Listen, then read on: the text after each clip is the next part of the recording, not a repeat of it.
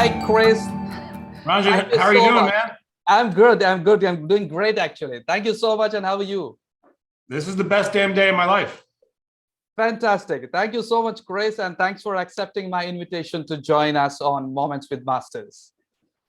I appreciate it. Yeah. Chris, before we dive into the discussion and talk, I would like to introduce you to my Indian audience in your own words and your introduction. Well, as a mental toughness coach, he's ultimately in the business of success coaching. He helps close the gap between how people's lives are and how they want them to be. He started his career as a social worker, working on the streets of Atlantic City, helping the mentally ill, drug addicted, and homeless populations upgrade their lives. Over the course of those several years, he observed that some of those folks, as a consequence of their belief and their persistence, were able to overcome some pretty serious challenges. Well, that experience, in retrospect, was the perfect foundation for what would become his vocation.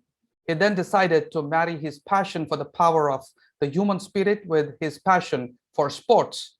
So he moved to Arizona to attend graduate school at Arizona State University, and he created an internship with the men's golf team, which evolved into a paid position as a formal mental toughness coach. And over the course of those 10 years, he really learned a ton about the mechanics of training the mind. His new mission was to coach professional and amateur golfers, and he did that. And since then, he discovered that the mental toughness tools that he was using with many of the world's greatest athletes were perfectly applicable to many other disciplines beyond sport. He's coaching several of the top performing sales teams and leaders from multiple Fortune 500 companies. He has trained the minds of the world famous actors, NFL and NHL coaches, business executives, Super Bowl champions, and billionaires. Well, he can honestly say he lives a work-free life because he truly loves what he does, and he loves the folks with whom he does that. And he's the author of these two books, The Daily Dose: Start All 365 Days of Your Year with a Dose of Mental Toughness in 30 seconds or less, and Creating Your Dream: Confidently Stepping into Your Own Brilliance, and several audio programs, including the Creating Your Dream audio course, The Edge, Mental Toughness for Miraculous Golf, and All In, as well as the online course All In 2.0. And here we have Chris Dorris, the mental toughness coach. Chris, thank you so much once again. And my first question, how does a layman understand what mental toughness is? Perfect question to start with.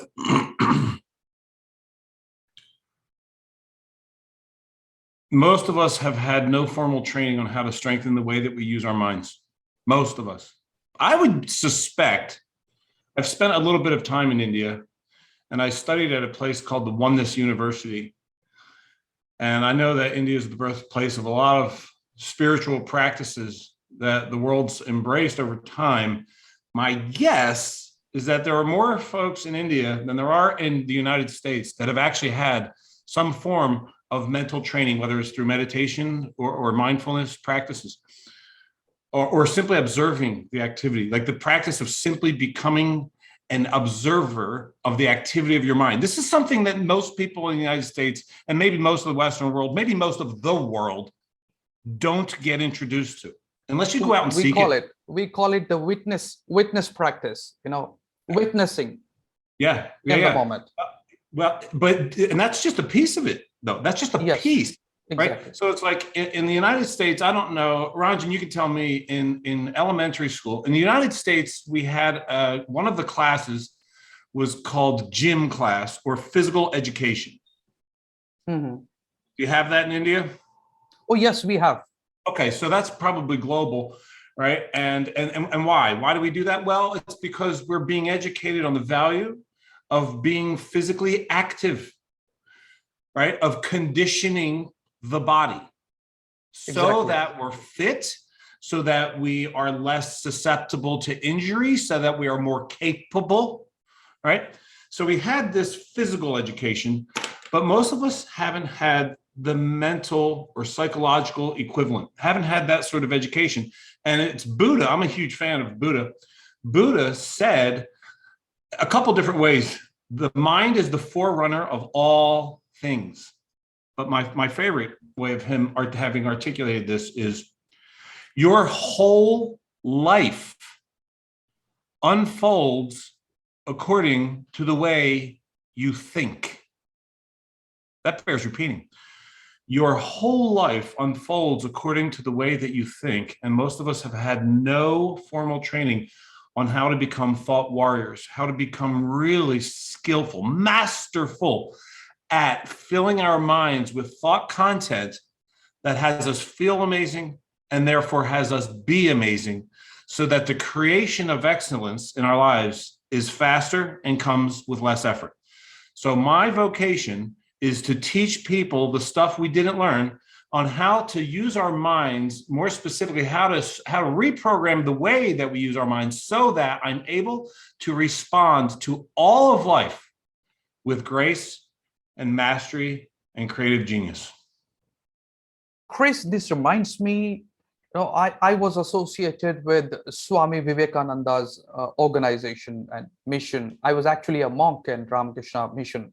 And I was trained in meditation and yoga and everything when I was very young. And I still remember that Vivekananda, in his own words, said that if you could focus on one thing, if you could learn the art of focus on one thing, you could probably focus on anything in this world, in this life. So should I understand, or should a general layman understand mental toughness as the ability to focus on what one wants to create in life, or has it something to do with facing challenges, or how is it different? How is it different from positive thinking that we have been drowning in the last decade? Yeah, good. I'm glad you said it that way, because I'm not a fan of the whole positive thinking. Although, I mean, I don't promote thinking poorly, but it's more than positive. It's more than just happy thoughts. Right? It's discipline. It's like becoming a black belt of the mind, and it takes years, decades of work. No joke. In order to be able to respond, one of my favorite teachers, her name, here's one of her books. Her name is Byron Katie. That's her. The work.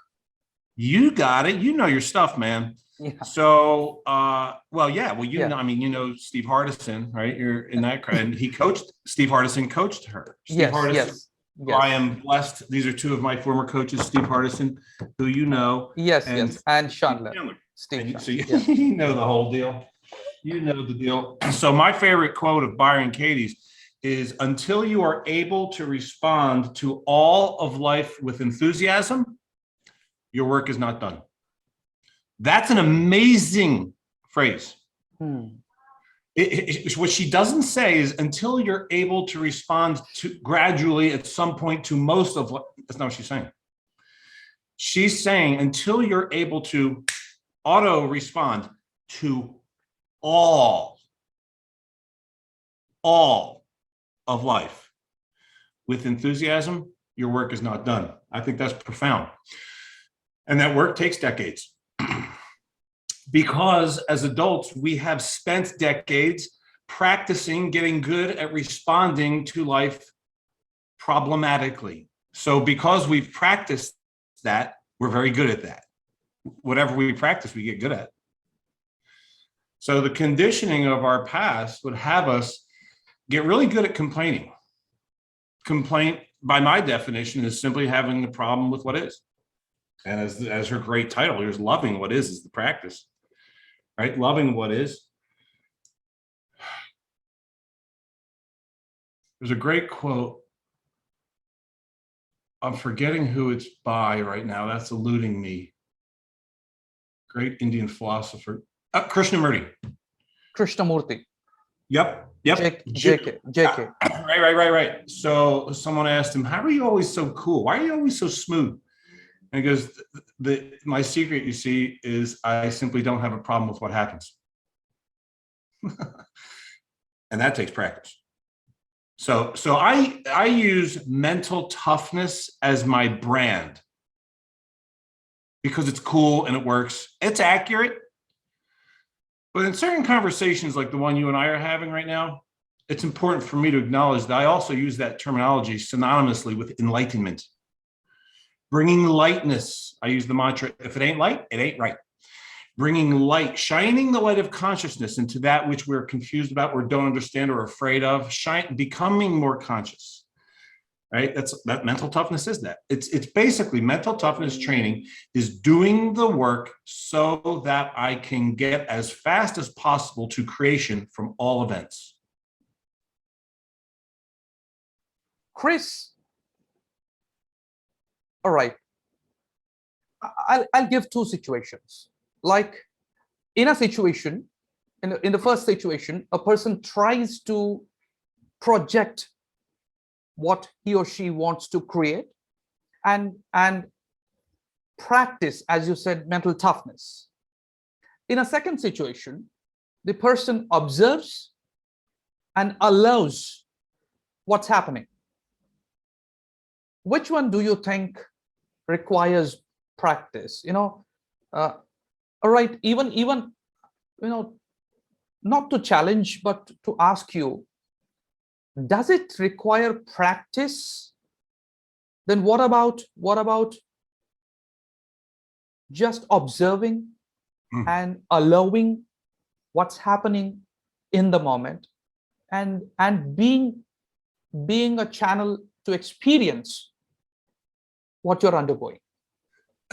You are articulating one of the most beautiful paradoxes I believe exist, which is that it takes effort to get to effortlessness, right? It actually takes practice for me to be able to respond, not react, to strengthen my ability to respond, my response ability with grace. All right. Maybe what I wanted to ask is, maybe I just got it. Does it need practice or understanding of how mind functions or how life functions? What does it require most to become mentally tough? Well, so I practice transcendental meditation. Mm-hmm. And now even that every form of meditation has its own variations and everybody customizes it, right? Personalizes it to them, what serves them. But for me, that practice is perhaps the most valuable tool in the mental toughness toolbox, which is I'm practicing the ability to acknowledge, to become a disinterested observer, witness of the mind, of the activity of the mind, knowing that my brain does so many things, including it's a thought pumping machine, but they're just thoughts. I don't need to permit the thoughts to govern me. So when I wake up in the morning, I do two things immediately. You could say three. One is I examine, I just observe what are my first thoughts of the day. And then I make sure I switch. I decide, you asked me at the very beginning, how are you doing? And I gave you a specific answer. Do you remember what I said? Do you remember what my answer was to when you said, how are you? Maybe I forgot. I said, this is the best damn day of my life. Yes. So I meant it. Should I understand that you actually were, or maybe, I said, I'm great. So, are we creating it consciously? That's it. So that's the first thing I do in the morning is I wake up and I decide without waiting to see how anything goes. I'm not kidding. This is a legitimate practice, has been for the last 2 years. Yes. Can't believe I didn't start it sooner. Can't believe I didn't start doing this sooner in life. I decide that this is the best day of my life. I have it written on my bathroom mirror, hashtag BDDOML, best damn day of my life. And I go through a ritual. Today was easy. Some days, like I was sick last week, not easy. Do it anyway. All right. Then the second thing that I do in the morning, and these are things in here. I'm not talking about brushing my teeth. I'm talking about things that I do in my mind that are practices. I ask myself, what do I get to do today? Not what do I have to do today? That's what most people wake up. Oh my God, I have to. What do I have to do?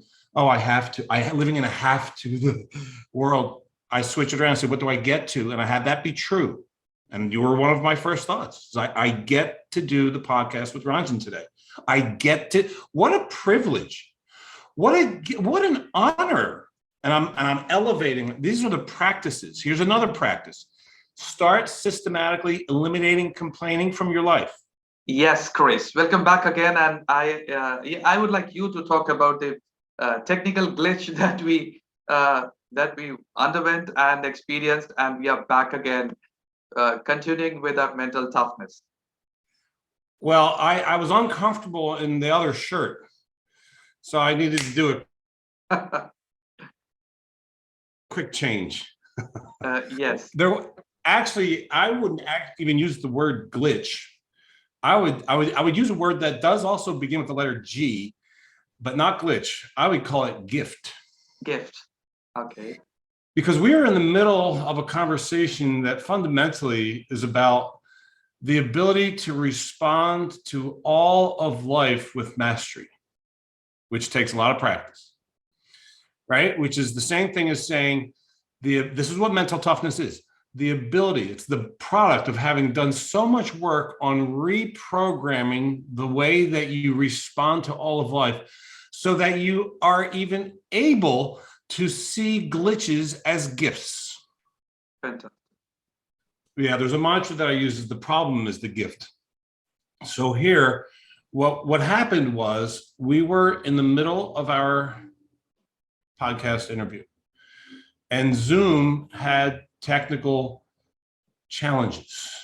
So the audio was going away and it went away. In the middle of our conversation on practicing not having a problem with what is. Perfect. And you made the funniest joke ever. Oh, what was it that you said? Oh, I'm the guy who went to one this. You said something about you. I forget do you remember the joke that you made? It was, I was laughing so hard because here we are, right? We're having this conversation, right? Basically, I'm being enlightened. You know, mental toughness is, I use it synonymously with enlightenment, right? Yeah, right? I mean, life looking at us and teasing us, saying, you guys talking about mental toughness. Now show me how tough you are. And prove it. Prove it. All right. Okay. You know so much.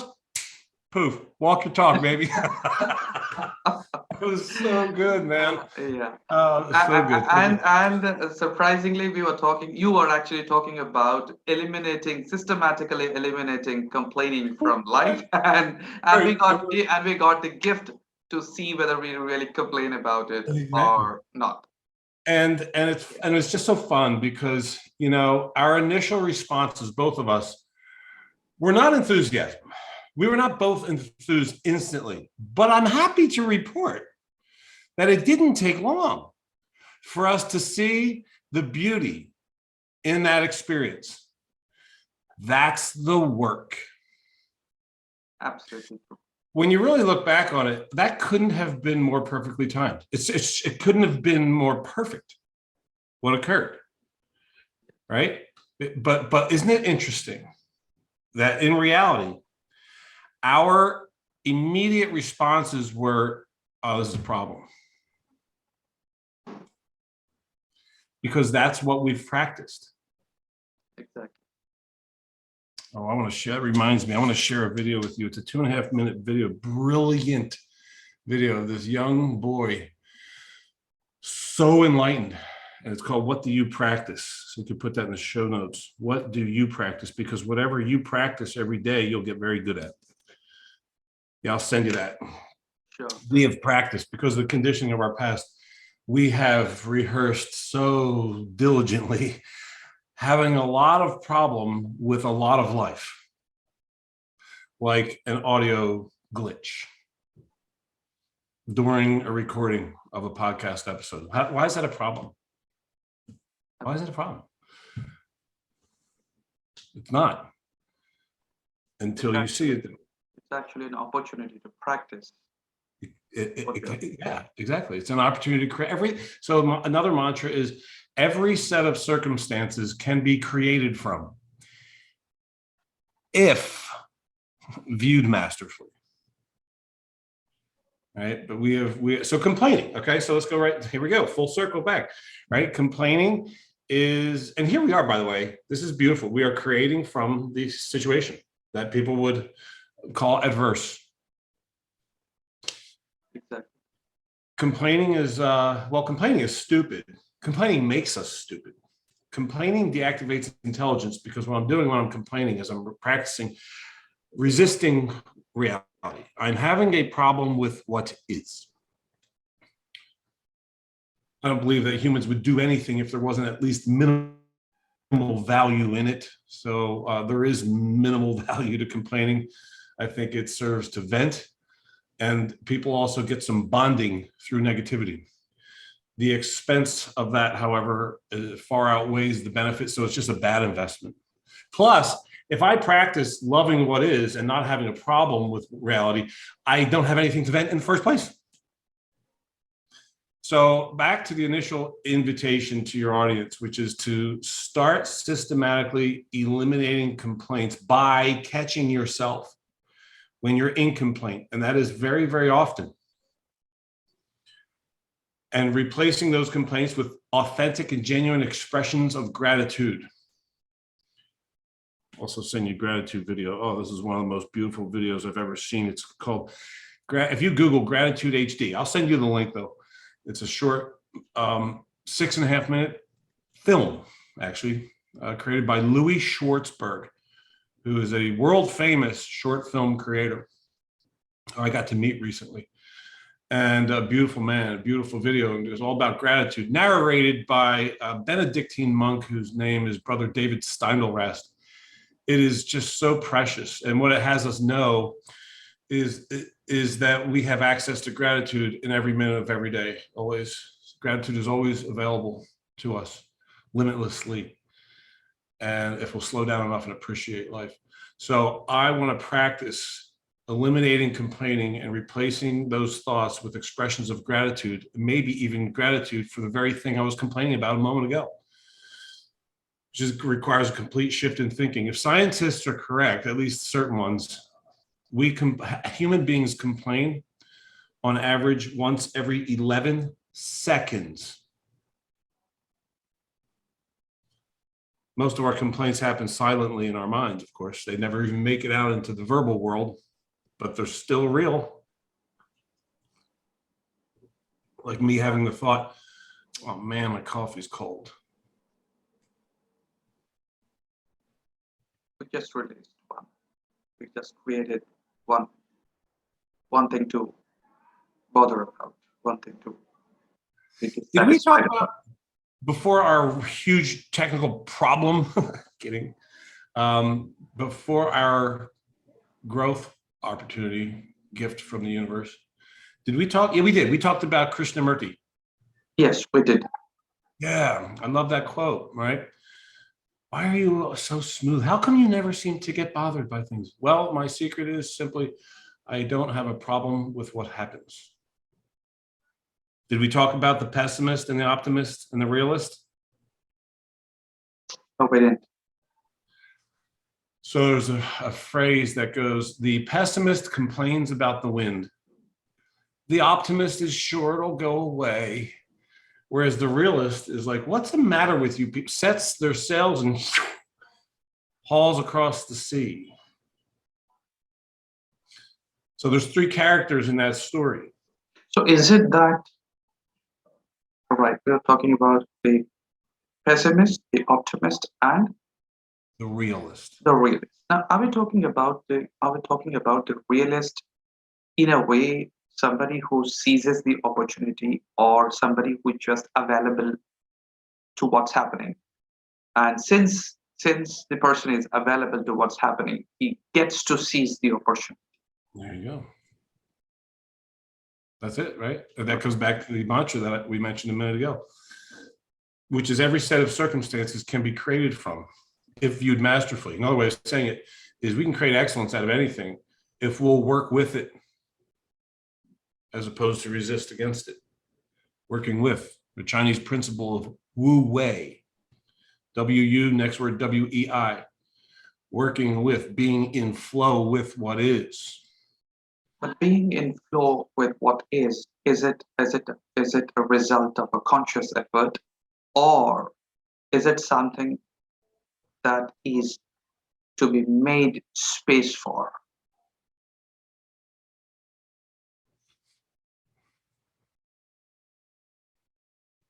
Maybe both. I know it takes practice for me. I think both of those take practice, right? I think it's maybe the same thing. It's two different ways of saying the same thing. Is practicing stopping having a problem with what is, practicing reminding, minding myself that all day long that I can create from anything, that nothing needs to be a problem. But because of our conditioning, right? As adults, we have spent years practicing reacting to life problematically. So being able to work with okay, let's give an example. This is great. I don't remember if we talked about it. These are two former coaches of mine. Did I share this? Yeah, we spoke about that. Did I tell you the story about the flat tire? No. All right. So this guy over here, this is Steve Chandler. This is Steve Hardison. Yes, you spoke. Yeah, right. Steve, just about exactly a year ago, actually, he took a trip. And tell me if I already shared this with you. He every summer, like right around now, he does this cool thing where he takes a trip. So he's this amazing life coach, and he'll take a trip to a city in a neighboring state. He lives here in Arizona, in the United States, and right just the next town from me. So he'll go and he'll just create magic. He'll load his car up and he'll go to like Salt Lake City or somewhere in Colorado or New Mexico. Or last year he went to Santa Monica, California. He just loads his car up with books and all kinds of gifts and things that he knows he's going to give away to people that he'll meet spontaneously. And he'll just start conversation, get into their world, serve them however he feels like in the moment, with loving kindness and conversation. And then he comes back 6 days later, comes home. So last year he created his magic. He documents it beautifully on social media. So it's like watching a show. It's like watching a beautiful reality television show. It's cool because he just creates magic with people. It's like videos of him dancing, with a homeless guy out on the beach, and the dude's rapping, making up a song. It's just really sweet. So anyway, his whole experience is over last year. He's on his way. He's driving back home. And so his last post was Top Hat Tour. That's what he called last year's experience. He has a top hat. So he called it the Top Hat Tour. And he said, Top Hat Tour, success and complete. I'm on my way home to see my beautiful girlfriend, who happens to be my wife, Amy. I love you so much and I miss you. I can't wait to see you. Tour complete. Post is over. Like, that was nice. 3 hours later, he's back on Facebook. Top Hat Tour, apparently not complete. I get to create more magic. I have a flat tire in the middle of the desert with no spare. And it's 120 degrees Fahrenheit heat. He's like 100 miles out from home in the desert with a flat tire, no spare, because he drives a little Porsche and there's no space. They don't put spares in them. There's nowhere to put it.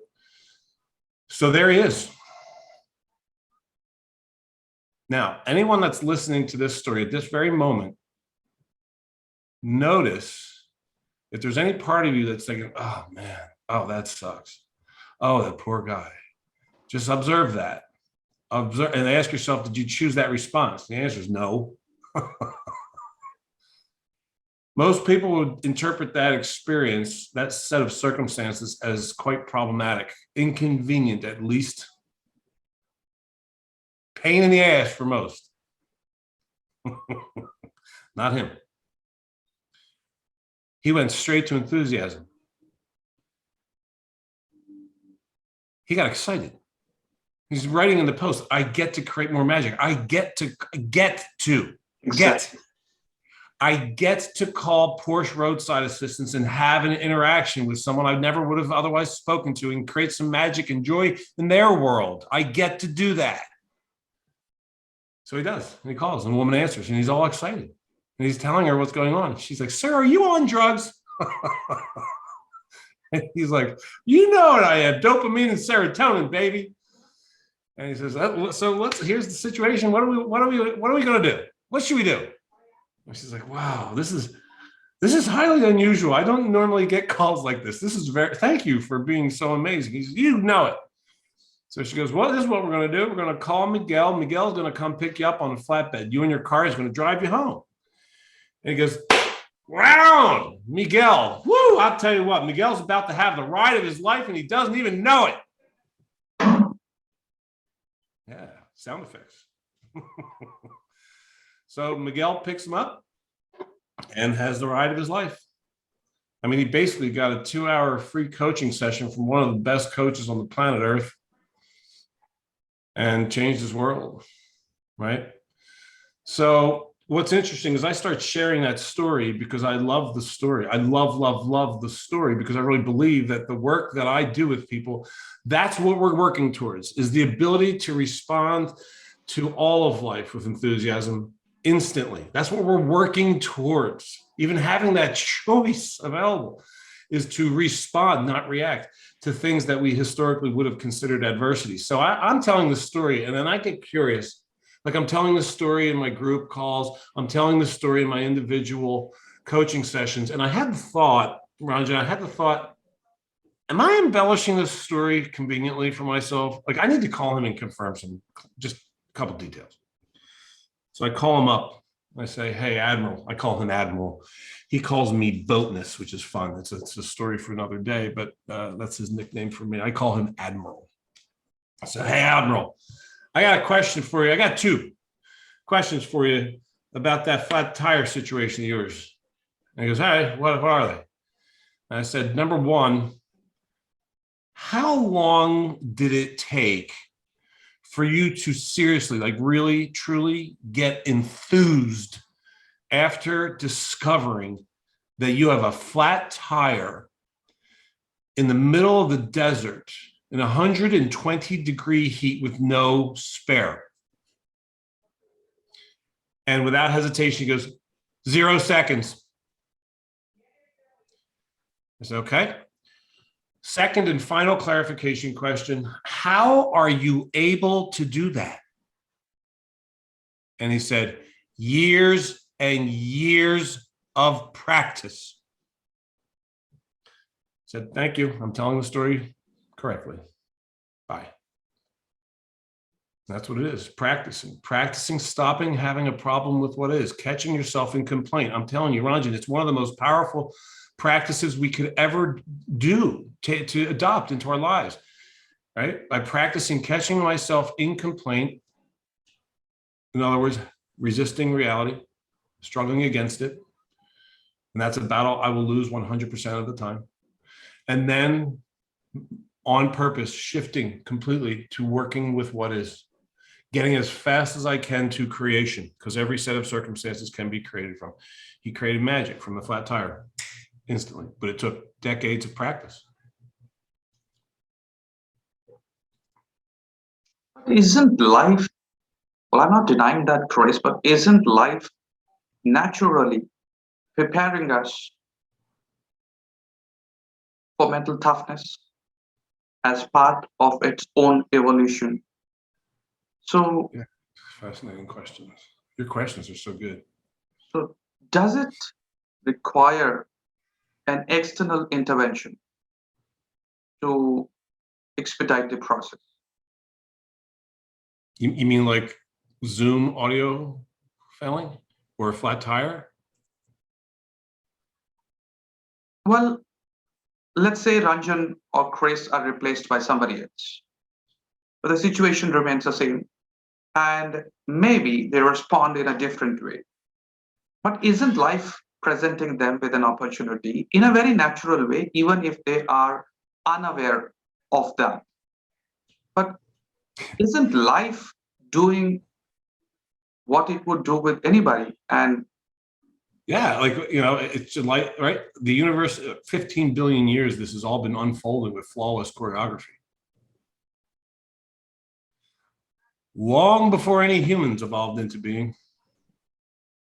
So life is doing life flawlessly. Humans come along and we practice having a problem with what's been unfolding beautifully and perfectly for 15 billion years. We're like, hold on here, we got an issue. And the universe is like, the new guy. Okay, yeah. Hey, no, you got have at it. The universe, I've got it from here. So yeah, right. The universe is being the universe.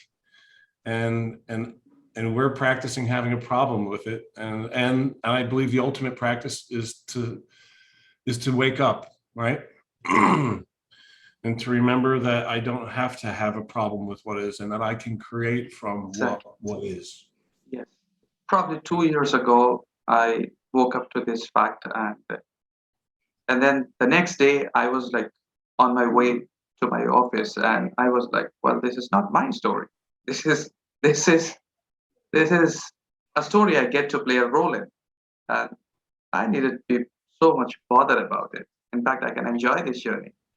And I still remember the joy that I was experiencing in a very natural way.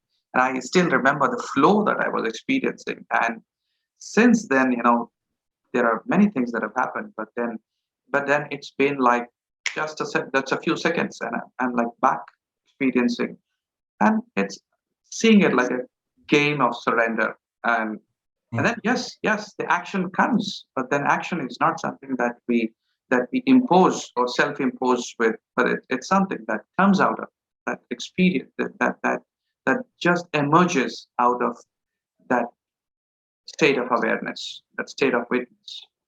And when you spoke about Steve's flat tire experience, I remembered probably it was in 1997. I and one of my friends were coming from a village, and we had to take around a walk of 3 kilometers to somewhere we can get a vehicle from. But then just about 100 steps from the highway, we saw a very small road going somewhere into the unknown. And both of us were like, let's do something. And we said, let's take this way. And not knowing where we would go, and we followed the path. And we kept walking for about not less than an hour.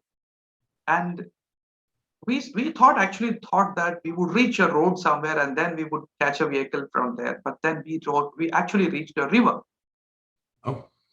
And we sat there for a while in a temple, and then we said, what do we do? Shall we cross the river or shall we go back? And we decided, irrespective of what happens, let's cross the river.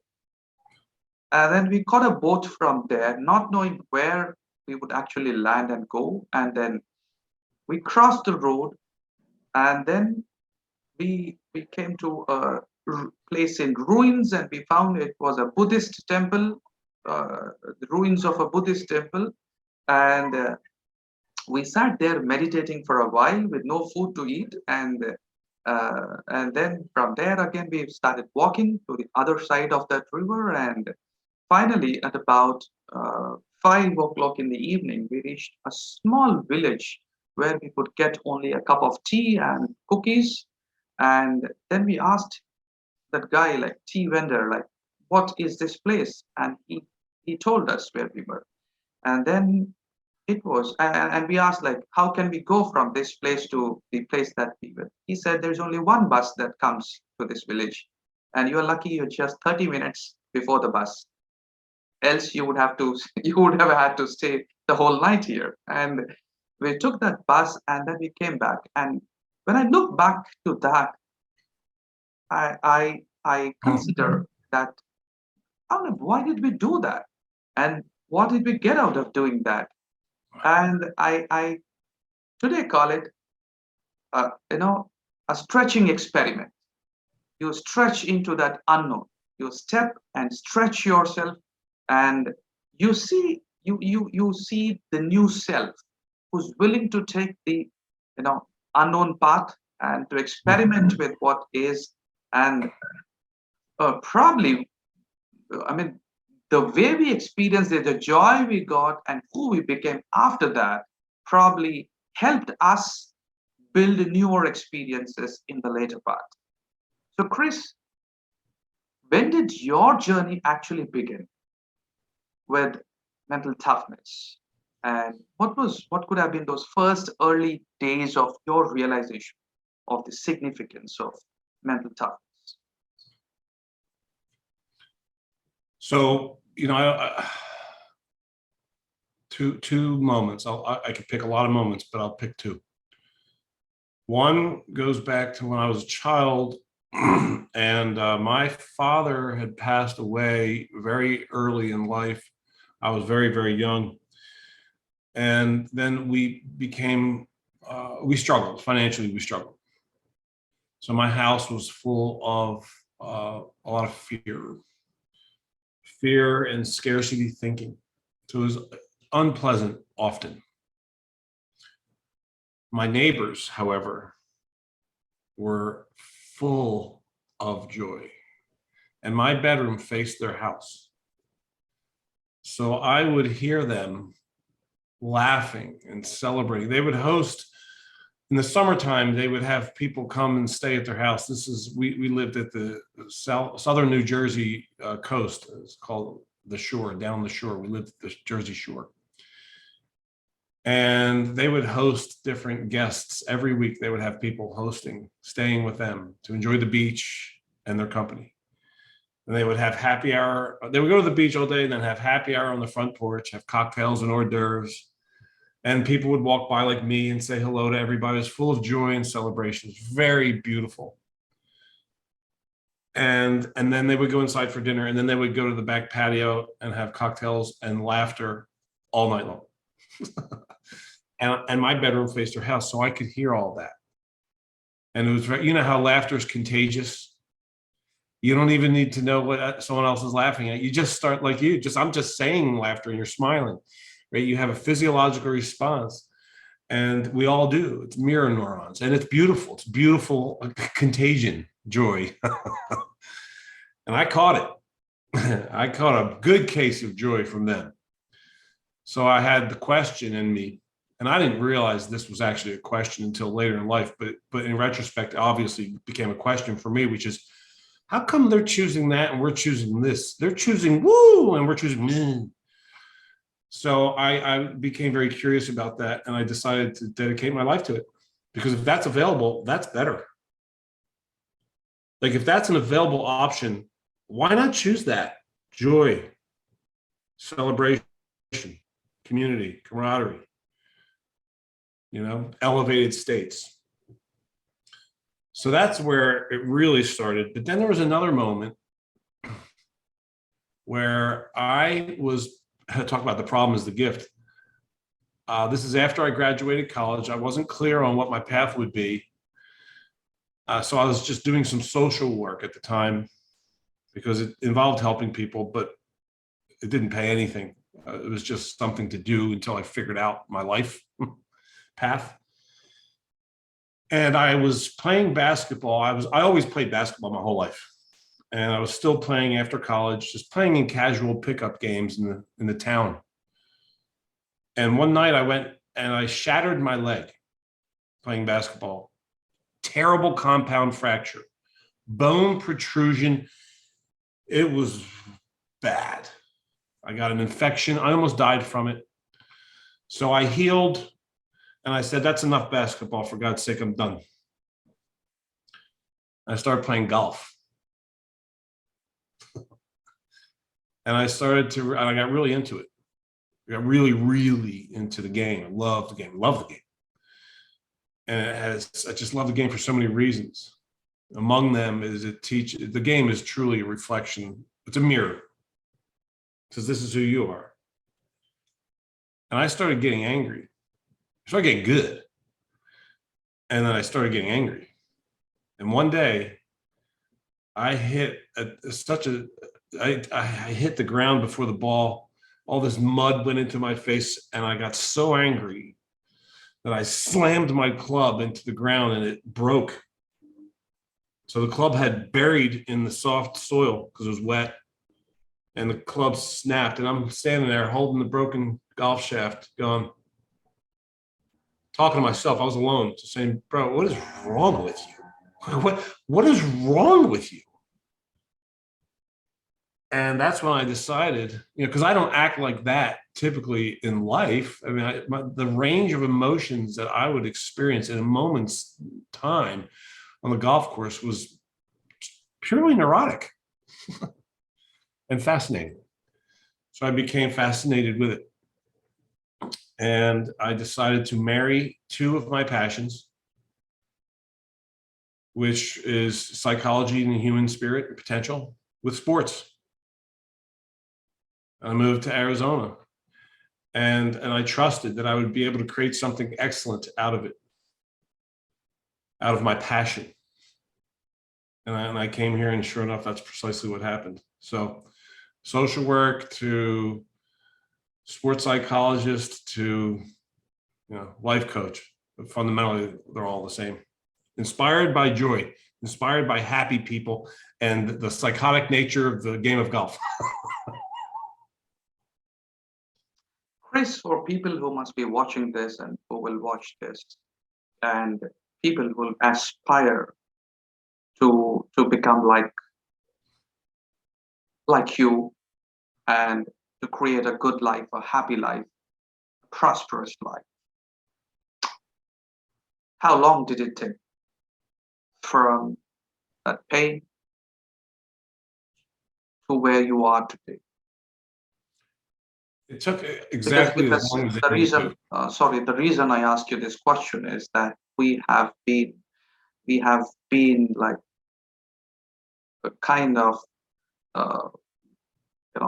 the media or the videos, and we've been coming across a lot of conversation about overnight success, and we at some point we're killing ourselves and looking at success as something that that's just so instant, and people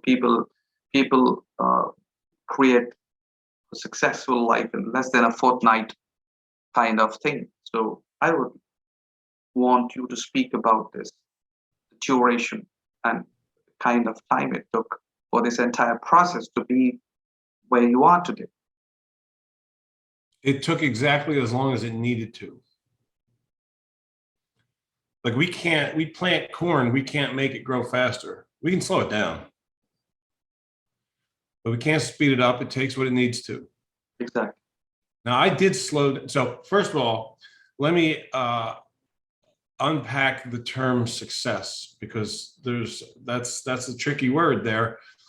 I define success in a way that's not the way most people do. Most people, in my experience, define success financially, some entirely financially. That it's just money. It has only to do with financial wealth. Are you is she successful? Well, how do you know if they are? Well, look at their car, their bank account. I know a lot of very, very wealthy, unhappy humans. Is that success? Not to me. So my definition of success is having your life on your terms. Simple as that. So probably the first thing that anybody should do is define success. Define your terms. Define what success means to them. Define life for themselves, and have the picture of what kind of a lifestyle would they actually want to create for themselves, and how would they want to experience life. Can I read you a story? Short story from my first book. Yes. This is from my first book, Creating Your Dream, right? And it's in the back. So this book that I wrote, this is my first book, and it's all about creating your life on your terms. Okay, so it's all these exercises. It's really a book that you do, not a book that you read. And in the back, though, after all these exercises on getting clarity on what it is that you want, and then taking immediate action and training your brain and all this, at the very end, I drop a bomb. with this story. And here's the story. An American tourist was at the pier of a small coastal Mexican village when a small boat with just one fisherman in it docked. Inside the small boat were several large yellowfin tuna. The tourist complimented the Mexican fisherman on the quality of his fish and asked, "How long did it take to catch all those?" And the Mexican fisherman replied, "Just a little while." And the businessman then asked, why didn't you stay out longer and catch more? You know exactly where I'm going with this. And the Mexican said, "Well, with this, I've got more than enough to support my family's needs." And the businessman then said, "But what do you do with the rest of your time?" And the fisherman said, "I sleep late, I fish a little, I play with my kids, I take siesta with my wife, Maria. I stroll into the village each evening where I sip wine and play guitar with my amigos. I have a full and beautiful life." And the tourist, he couldn't even hear any of that. The American businessman, he scoffed. And he said, "I can help you. You should spend more time fishing, and with the proceeds, buy a bigger boat. With the proceeds from the bigger boat, you can buy several boats. Eventually, you can have a whole damn fleet of fishing boats. And instead of selling your catch to a middleman, you would sell directly to the processor, eventually opening your own cannery. You could control the product processing and the distribution. You could leave this small little coastal fishing village, move to Mexico City, then LA, eventually New York, where you could run your ever expanding enterprise." The fisherman then said, "Okay, so how long will all this take?" Tourist, the businessman says, 15, 20 years. Okay. And then what? The businessman laughs and said, "Well, that's the best part. When the time's right, you sell your company stock to the public, you become very rich, you make millions." Millions, huh? Yeah. Then what? Then you would retire, move to a small coastal fishing village where you could sleep late, fish a little, play with your kids, take siesta with your wife, stroll to the village in the evenings where you could sip wine and play your guitar with your amigos. The irony. The American businessman has what we call the addiction to more for its own sake. The fisherman said, in no uncertain terms, "I have a full, beautiful life. I'm good. I got it." It's like, who's the success story in that story? Duh. It's the human who has his life designed beautifully as he wants it to be. And the American with the businessman who's addicted to more for its own sake can't even hear that. "I can help you." Okay. Right. So yes, to your question, define your terms. Leo Tolstoy wrote a great book called The Death of Ivan Ilyich. It's a philosophical classic. And it's about this guy, Ivan, right, who commits his life to creating success as conventionally defined, power and money.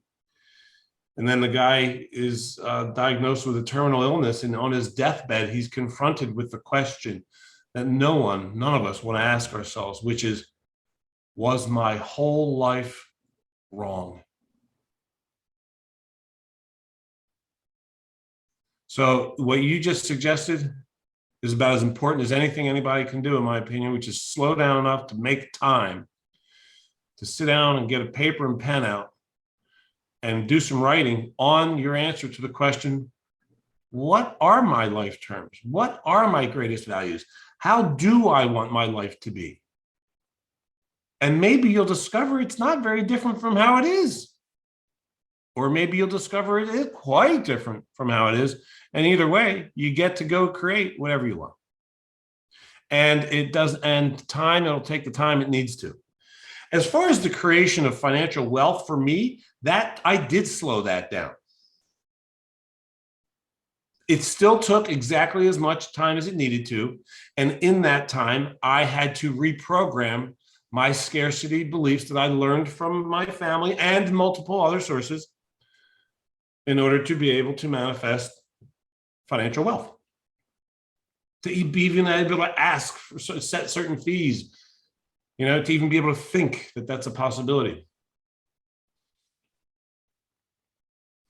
So it'll take us, how long? Who cares?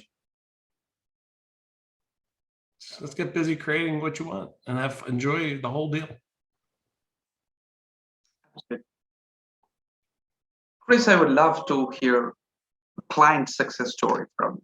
You must have coached several, and I would love to listen to the before and after story of something that comes to your mind, something that's very significant. You saw the transformation. Well, all right, I'll give you two fundamentally identical, but apparently dissimilar examples. One is a guy came to me and I asked him the same question I asked everybody in the very beginning when I'm coaching them. What is it that we're creating for you? What's the big magical outcome? Where are we going? And he said, I want to have $10 million in liquid assets, savings, whatever. I said, okay. Like, I don't care what people want. I just want them to have it. I also want them to have clarity on what it is they really want. So I don't typically believe anyone's first answer to that question. What is it what do you want for yourself? I don't trust the first response in service to them, because I suspect that it's maybe not even the truth, but they think it is. So I said, good, that's great. Cool. So before we get started on creating that together for you, can you just tell me a little bit about why? Like, when you have 10 million, then what's true for you that isn't true now? And after some real good questioning and just staying with that with unattached curiosity, we ultimately, after about 2 hours, discovered that that's not even his damn truth. It was all bullshit. It's total nonsense. But it had been his truth for years and years. He had inherited that priority from his dad. Not even from his dad, because of his dad. Meaning it was to impress his dad. It was to have his dad be able to say, oh, my son, he's a success story. It was a proving. And after some good, deep, slow inquiry, he discovered, my goodness, that's not even a thing. But I've been so completely attached to that being an outcome. So then when he discovered that and he relieved himself of this obligatory 10 million, blah, blah, blah, then he was free to go. He realized his life is amazing. His life is already amazing. 7 kids, beautiful home. And he just shed the weight of this obligatory acquisition of extreme wealth. And now he is wealthy. I don't know if he's got 10 million now. I don't think he gives a damn. He probably does have it because he stopped giving a damn. So that's a beautiful story. And all that is just asking questions. But here's another one. A guy was brought to me by a client of mine. This is a long time ago. And my current client at the time, he said, you need to go work with this colleague of mine. He's suicidal. And I said, oh, no, I don't do that anymore. I used to do that when I was a social worker and a licensed therapist. I don't do that anymore. I don't work with people on solving their problems now. I work with people on creating their visions for the future. And he said, you got to work with him. I said, did you hear anything I just said? Like, I'm not doing that anymore. And he said, you got to work with him. I'm like, oh my goodness, you are relentless.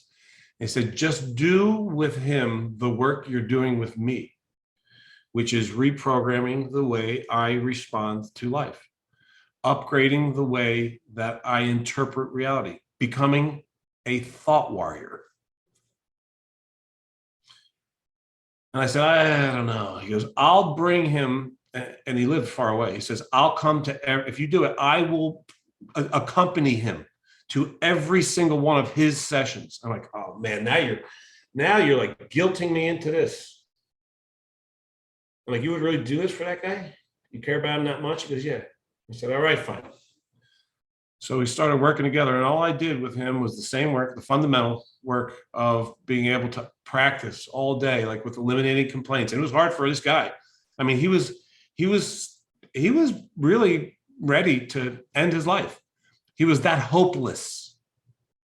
So meaning he was very, very well rehearsed at experiencing all of life problematically.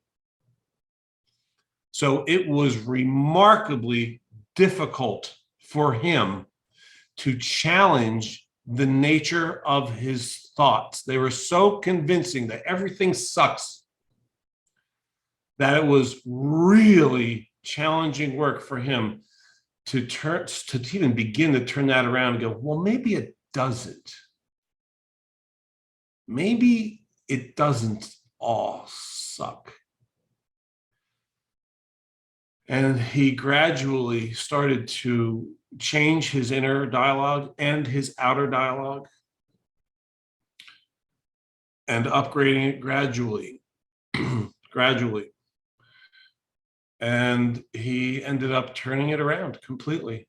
In fact, there's a testimonial from him on my website where he says something like, the work that I did with Chris saved my life, literally.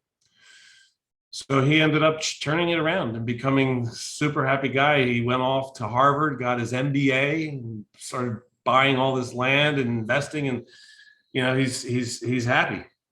He's got a great life. And all he did, the reason that's a success story, I'm not the successful one in the story. He is. I just do the work. It's easy for me. He had to do all the damn work. I just tell him the work to do. He got to go do it. Is because he did the work.